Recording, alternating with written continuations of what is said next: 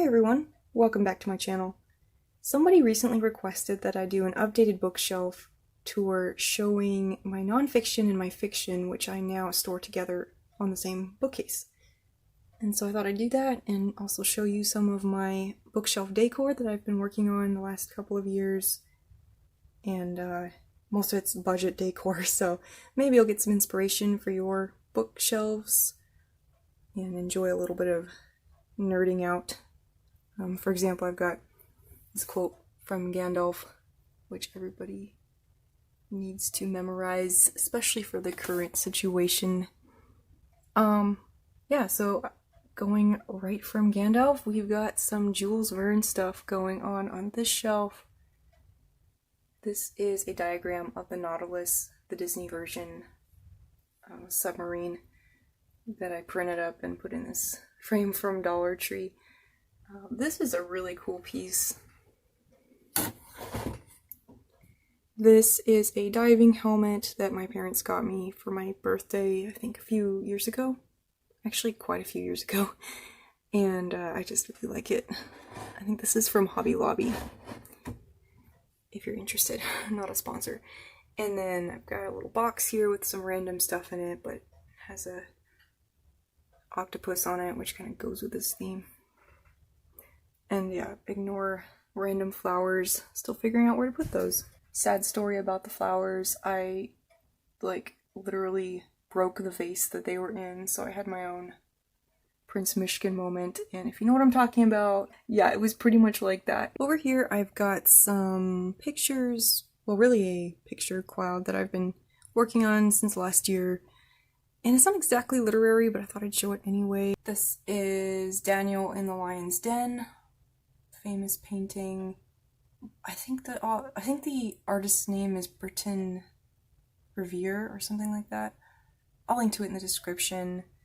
Also by the same artist, I believe. St. George and the Dragon. Really cool perspective in that painting. This is a crop from a painting by Caspar David Friedrich. I'll be doing a whole video on him pretty soon. Really like that picture. And there's a quote from the brothers Karamazov.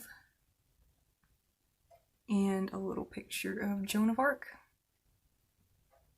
So yeah, I actually do have room and frames to expand this. If you have any ideas, let me know what you think they should be. So here's the main event. We've got the bookshelf of books I have read. And up here I don't really have anything.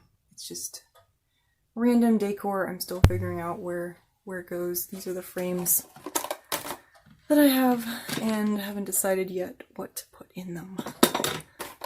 So yeah, let me know if you have any ideas.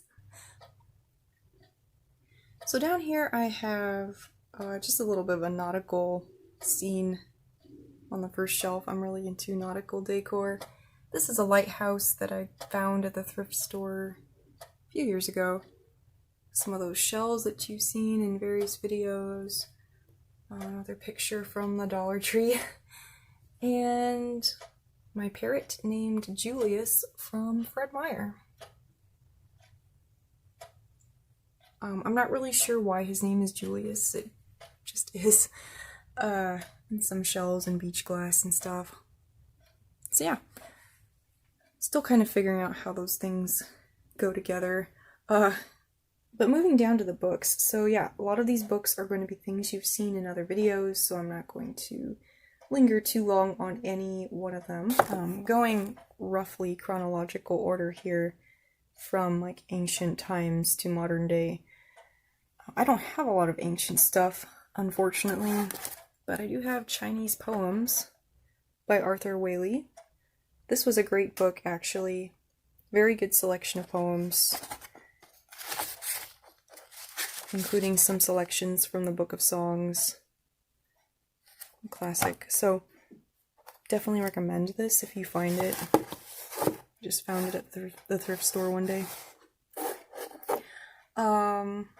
Yeah, Seneca, Letters from a Stoic. This was a very good book. I want to read more by Seneca, as you can see from the notes. We had a lot in common.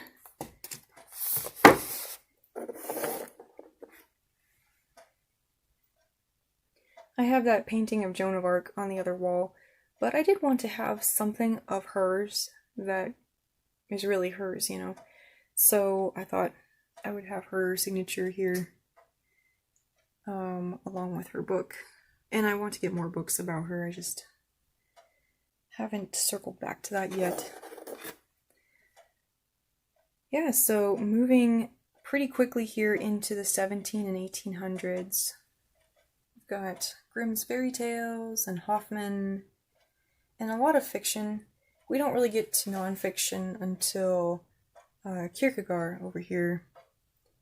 And I actually think he fits pretty neatly between Eugene Onegin and the Dark Romantics, Hawthorne and Melville, because of the Christian existentialism, which I think really does show up in Hawthorne. And that might be an interesting video someday, but yeah, so that seems to me pretty consistent, actually.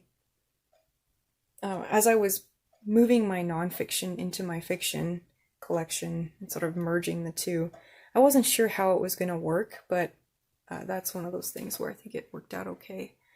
Got the Bronte sisters here, moving into mid and late 1800s. And Dostoevsky hiding out in the corner with Lewis Carroll. Let's see. So, again, these are books you've probably seen before, although I don't think I ever showed this one. This is a book that my grandparents gave me a long time ago for Christmas or something, and it's a facsimile of Little Women. So it's got the original layout and illustrations. It's one of my favorite books that I own. It's just a really nice copy, and also, you know, sentimental reasons. I've got an empty frame here. I'm not sure yet who's gonna go there. Maybe Jules Verne. So yeah, not a ton of nonfiction from the 1800s yet. I mean, like mid-1800s. I do have these female explorers I've talked about before, Isabella Bird and Mary Kingsley. These actually go pretty well here because I've got a fictionalized tale of exploration, which is She. Moving right along, we've got our late 1800s literature and going straight into early 1900s. Jack London's Cruise of the Snark. It goes pretty well, I think, with Joseph Conrad. There's a lot of similar themes there. Polar exploration and my T.E. Lawrence collection. I think these all go pretty well, really, with Joseph Conrad.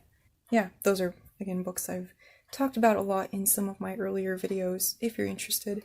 I wanted to put this little book up with T.E. Lawrence, but he didn't fit, so he's down here. Poetry of the First World War kind of goes with him. And then A Room with a View, same general era.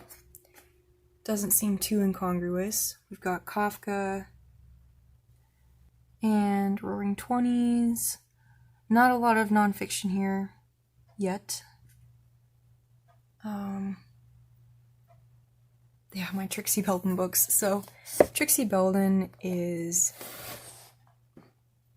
a girls' detective series, sort of like Nancy Drew. I grew up with this series that my mom handed down to me, and I just thought it was a really good series. Very fun.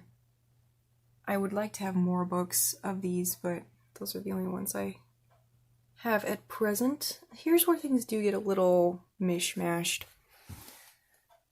This Polish Pioneers book could really go almost anywhere on this shelf, since it spans so much time. We do have Jacques Cousteau's Silent World here. Not sure if he really makes sense right next to No No Boy, but they are both World War II related. And then all these books down here you've really heard me talk about at length. I do have some books that don't belong down here chronologically. but they're just too big to put elsewhere. So I've got the Encyclopedia Sherlockiana, now woefully outdated, doesn't have any of the Sherlock series stuff in it or anything. But I used to really love that book when I was a teenager, so I still have it. The 20th Century by Robita, again, doesn't belong there. He should be with Jules Verne. And Dante's Divine Comedy, extremely out of place, but the only place that it fits. And down here, I do have a few more books that have probably made appearances elsewhere. Again, they are just too tall to go where they should go. My Captain Cook books, which I should do a video on at some point. I'm still reading those with my brother, and some other polar exploration and Lawrence of Arabia books. So yeah. One thing, oh, this is my China cat named Tai Tai after SRK's cat on Instagram, and it's supposed to be a compliment, but I do realize this cat is kind of creepy, so, and Tai Tai is not creepy at all.